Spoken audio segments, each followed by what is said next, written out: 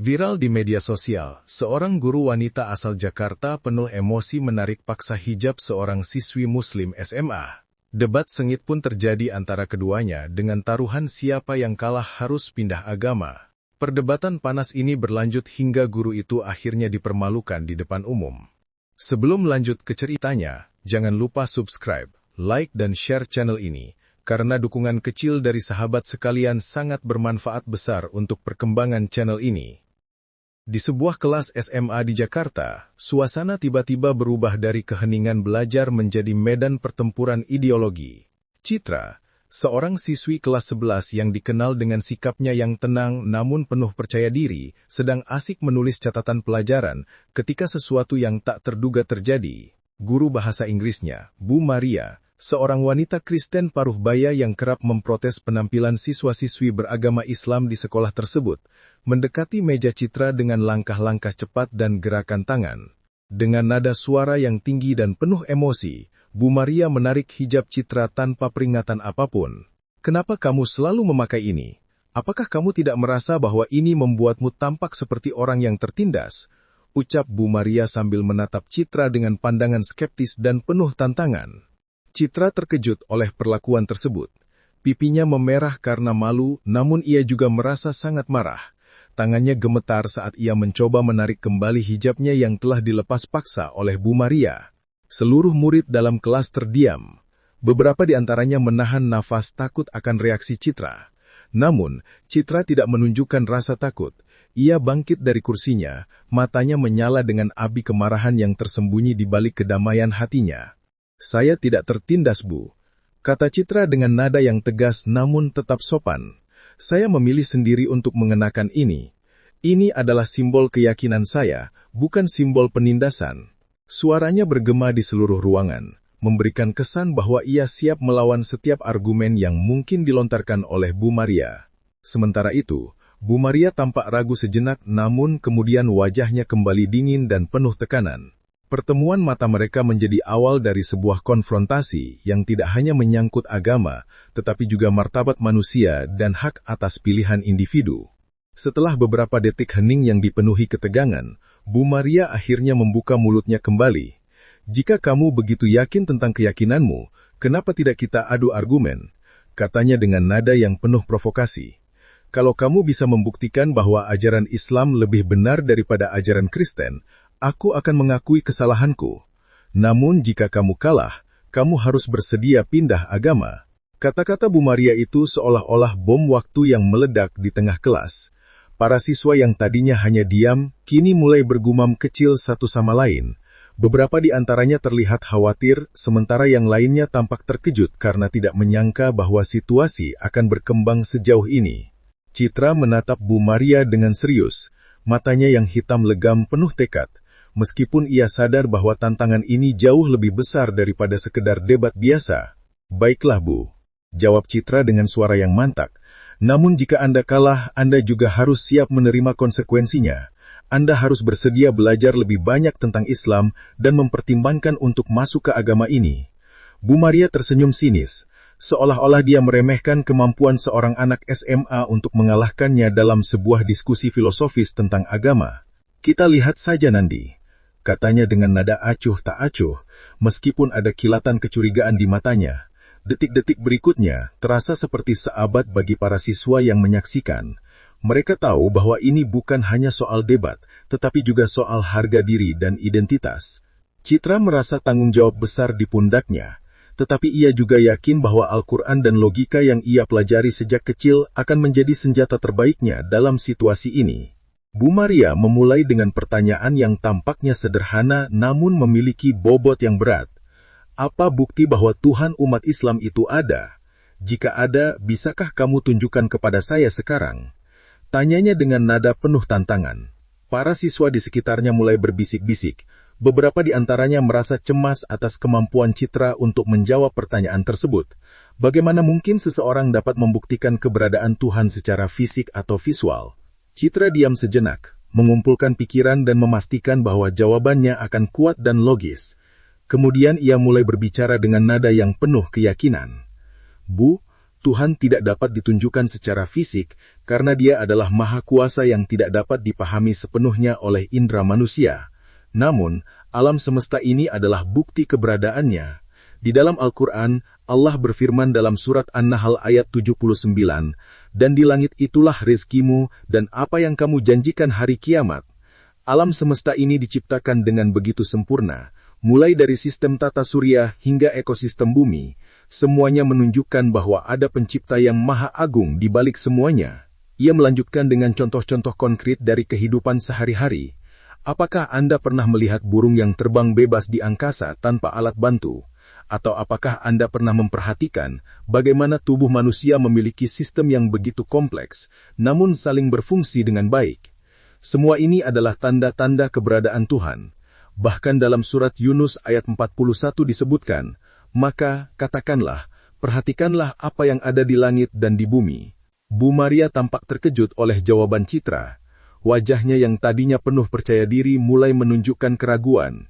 Ia tidak menyangka bahwa seorang anak seusia Citra dapat memberikan jawaban yang begitu mendalam dan ilmiah. Para siswa di kelas mulai bertepuk tangan kecil, meskipun mereka tahu bahwa masih ada 2 pertanyaan lagi yang harus dijawab oleh Citra. Setelah sedikit terdiam, Bu Maria melontarkan pertanyaan keduanya. "Kenapa orang Islam pergi haji untuk menyembah Ka'bah?" Tanyanya dengan nada yang lebih lembut, namun tetap penuh rasa ingin tahu.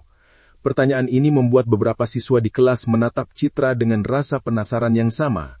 Banyak dari mereka yang juga tidak sepenuhnya memahami makna haji dan Ka'bah. Citra mengambil nafas dalam-dalam sebelum menjawab. "Ka'bah bukanlah objek penyembahan, Bu. Ka'bah adalah simbol kesatuan umat Islam. Setiap tahun, jutaan Muslim dari seluruh penjuru dunia datang ke Mekah untuk melakukan ibadah haji sebagai bentuk pengabdian kepada Allah. Haji bukan hanya tentang perjalanan fisik, tetapi juga perjalanan spiritual menuju dekat dengan Tuhan. Ka'bah sendiri dibangun oleh Nabi Ibrahim dan putranya Ismail sebagai rumah pertama untuk beribadah kepada Tuhan Yang Esa." Ia melanjutkan dengan memberikan gambaran lebih detail tentang pentingnya haji.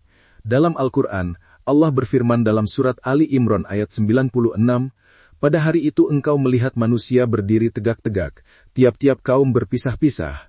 Haji adalah momen di mana semua perbedaan ras, budaya, dan status sosial hilang. Semua orang berdiri sama di hadapan Allah, mengenakan pakaian yang sama, dan berdoa dengan tujuan yang sama. Inilah inti dari haji, mendekatkan diri kepada Allah tanpa syarat." Bu Maria mendengarkan dengan seksama, tampaknya mulai memahami makna mendalam dari ritual haji. Beberapa siswa di kelas bahkan menulis catatan kecil tentang penjelasan Citra, karena mereka merasa bahwa ini adalah pelajaran yang tidak hanya tentang agama, tetapi juga tentang persatuan dan kebersamaan. Bu Maria kemudian melontarkan pertanyaan terakhirnya yang paling sensitif dan kontroversial. "Mengapa ada umat Islam yang menjadi teroris?" Tanyanya dengan nada yang lebih rendah, tetapi tetap penuh tantangan. Suasana di kelas menjadi sunyi total. Beberapa siswa menundukkan kepala, takut bahwa pertanyaan ini akan sulit dijawab. Namun Citra tetap tenang. Ia tahu bahwa ini adalah kesempatan untuk membersihkan anggapan salah tentang Islam yang seringkali disalahpahami oleh banyak orang. Adalah tindakan sesat dari individu-individu yang salah paham tentang ajaran Islam. Jawab Citra dengan nada yang penuh keyakinan. Al-Quran secara eksplisit melarang penyerangan tanpa alasan.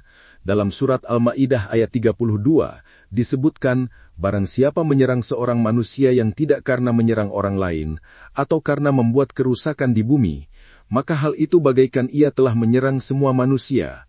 Dan barang siapa menyelamatkan hidup seorang manusia, maka hal itu bagaikan ia telah menyelamatkan hidup semua manusia." Citra melanjutkan dengan memberikan contoh nyata dari sejarah. Nabi Muhammad sendiri adalah simbol perdamaian. Ia mengajarkan kepada umatnya untuk menjaga hubungan baik dengan semua orang, baik Muslim maupun non-Muslim. Dalam hadisnya, beliau berkata, "Barang siapa menyerang seorang mustamin, orang yang meminta perlindungan, maka larangan surga baginya." Jadi, terorisme bukanlah wajah Islam. Sebaliknya, itu adalah hasil dari pemahaman yang keliru atau manipulasi oleh pihak-pihak tertentu. Bu Maria tampak terimpresi oleh jawaban Citra. Ekspresinya mulai menunjukkan rasa hormat, meskipun ia masih mencoba mencerna semua informasi yang baru saja didengarnya. Para siswa di kelas memberikan tepuk tangan yang lebih keras kali ini, menunjukkan dukungan mereka kepada Citra atas keberanian dan kecerdasannya dalam menghadapi tantangan besar ini. Meskipun masih ada 2 tahap lagi dalam debat ini, Citra sudah berhasil membuktikan bahwa ia bukan hanya seorang siswi SMA biasa, tetapi juga seorang pejuang kebenaran yang luar biasa. Setelah berhasil menjawab 3 pertanyaan sulit dari Bu Maria dengan keyakinan dan logika yang kuat, giliran Citra untuk melemparkan pertanyaan-pertanyaan yang akan menguji pemahaman agama Kristen oleh guru tersebut. Citra memandang Bu Maria dengan sorot mata penuh tantangan, seolah-olah ia siap untuk menyerang titik lemah dalam argumen lawannya. Kenapa Yesus bisa mati disalib?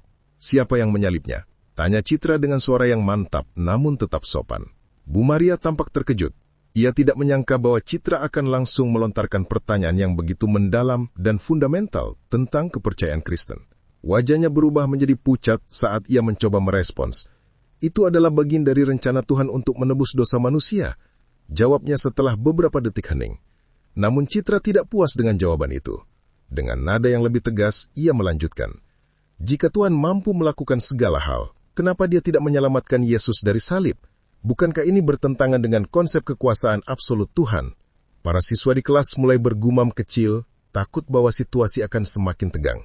Beberapa dari mereka bahkan membisikkan doa-doa pendek, berharap agar perdebatan ini berakhir dengan damai. Namun Citra tidak gentar. Ia melanjutkan argumennya dengan memberikan contoh dari Al-Quran. Dalam surat An-Nisa, ayat 157 disebutkan, dan karena mereka berkata, kami telah membunuh Mesias, Yesus anak Maryam, utusan Allah, padahal mereka tidak membunuhnya dan tidak pula menyalibkannya. Tetapi demikian rupa Yesus ditampilkan kepada mereka.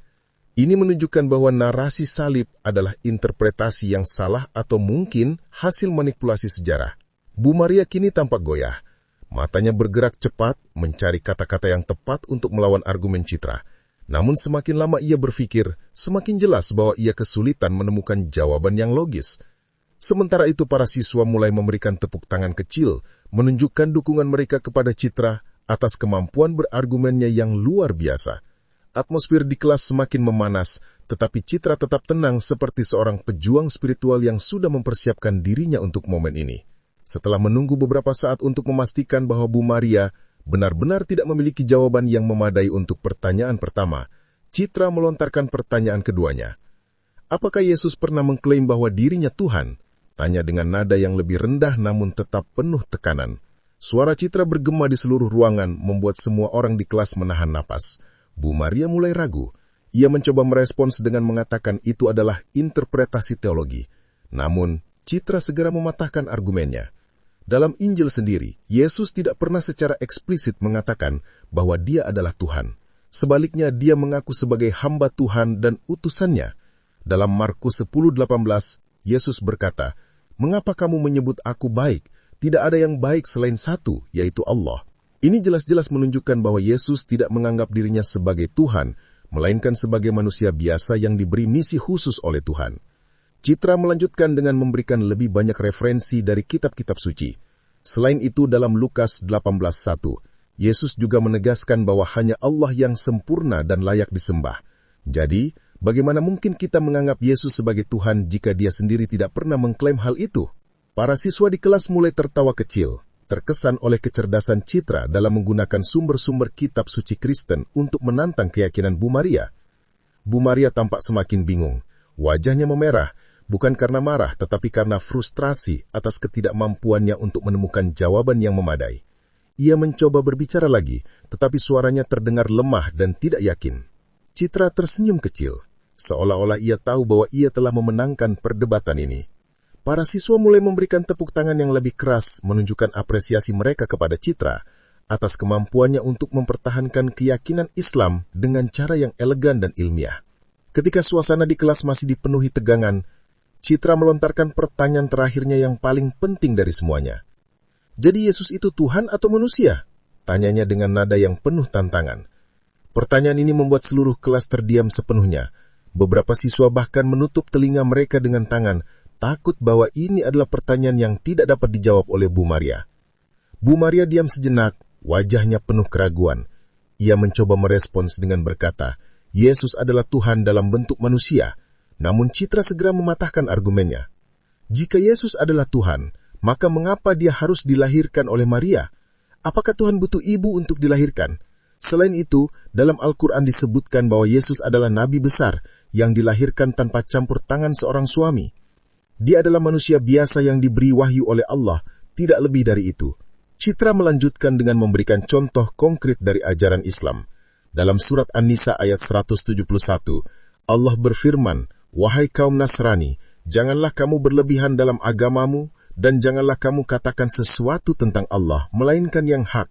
Sesungguhnya Isa itu hamba Allah dan Rasul-Nya, dan ruh dari Allah, dan kalimat dari Allah yang diturunkan kepada Maria." Ini menunjukkan bahwa Yesus adalah manusia biasa yang diberi status istimewa oleh Allah, tetapi bukan Tuhan. Bu Maria akhirnya menundukkan kepala, air mata mulai berlinangan di pipinya, bukan karena kekalahan, tetapi karena realisasi bahwa pandangan agamanya selama ini mungkin kurang tepat. Para siswa di kelas mulai memberikan tepuk tangan yang sangat keras, menunjukkan dukungan mereka kepada Citra atas kemenangannya yang mutlak dalam debat ini. Citra tersenyum kecil, seolah-olah ia ingin mengatakan bahwa ini bukan soal kemenangan atau kekalahan, tetapi tentang pencarian kebenaran. Setelah beberapa saat hening yang penuh emosi, Bu Maria akhirnya berdiri dari kursinya, wajahnya penuh penyesalan, namun juga penuh harapan baru. Aku tidak tahu apa yang harus aku katakan, ucapnya dengan suara gemetar. Aku selalu percaya bahwa ajaran Kristen adalah satu-satunya kebenaran, tetapi argumenmu membuatku meragukan segalanya. Citra mendekati Bu Maria dengan langkah-langkah yang lembut. Ia memberikan senyum hangat, seolah-olah ingin menenangkan hati guru tersebut. "Bu, ilmu agama tidak hanya soal debat," kata Citra dengan nada yang penuh kasih. "Ilmu agama adalah soal keyakinan dan cinta kepada Tuhan. Jika Anda benar-benar ingin tahu tentang Islam, mari kita diskusikan lebih dalam. Saya yakin bahwa Anda akan menemukan kebenaran yang sesuai dengan hati nurani Anda." Bu Maria mengangguk perlahan, air mata masih menggenangi pipinya. Ia meraih tangan Citra, seolah-olah mencari dukungan dalam momen yang penuh emosi ini. Para siswa di kelas mulai bertepuk tangan dengan antusias merayakan kemenangan Citra dan juga perubahan hati Bu Maria. Beberapa dari mereka bahkan mulai menulis catatan-catatan kecil tentang pelajaran yang baru saja mereka dapatkan. Bagi mereka, ini bukan hanya sebuah debat, tetapi juga pengalaman hidup yang mereka akan ingat seumur hidup. Citra dengan sikapnya yang bijaksana dan penuh toleransi telah membuktikan bahwa dialog lintas agama dapat dilakukan dengan cara yang damai dan produktif. Beberapa hari setelah perdebatan tersebut, Bu Maria datang kepada Citra dengan hati yang baru. Ia membawa surat konversi resmi, menandakan bahwa ia telah memutuskan untuk masuk Islam. "Saya ingin mengucapkan terima kasih kepadamu, Citra," katanya dengan suara yang penuh emosi. "Kamu telah membuka mata saya tentang Islam. Saya sekarang memahami bahwa agama ini bukan hanya tentang aturan, tetapi juga tentang cinta, perdamaian, dan keadilan." Citra menyering bar dengan lebar, merasa lega bahwa semua usaha dan argumennya tidak sia-sia. "Selamat datang dalam agama yang damai, Bu," katanya dengan nada yang penuh kebahagiaan. Berita tentang mu'alafnya Bu Maria segera menyebar di sekolah, membuat banyak orang terinspirasi. Beberapa guru dan siswa lainnya mulai menunjukkan minat untuk belajar lebih banyak tentang Islam, terutama setelah melihat bagaimana Citra mampu menjelaskan ajaran agamanya dengan cara yang ilmiah dan logis. Debat panas antara Citra dan Bu Maria pun menjadi viral di media sosial, menarik perhatian jutaan orang di seluruh dunia. Banyak dari mereka yang terkesan oleh keberanian dan kebijaksanaan Citra, serta perubahan hati Bu Maria yang dramatis. Oke, sahabat pendengar, demikian cerita tentang kisah debat agama yang terjadi antara guru dan murid. Cerita ini menjadi simbol toleransi dan dialog lintas agama, membawa pesan bahwa perbedaan keyakinan tidak harus berujung pada konflik, tetapi bisa menjadi jembatan menuju pemahaman yang lebih dalam. Jangan lupa untuk subscribe channel kami untuk bisa mendengar cerita kisah hidup lainnya. Dan terima kasih telah menyimak kisah kali ini dengan seksama. Sampai ketemu di cerita selanjutnya.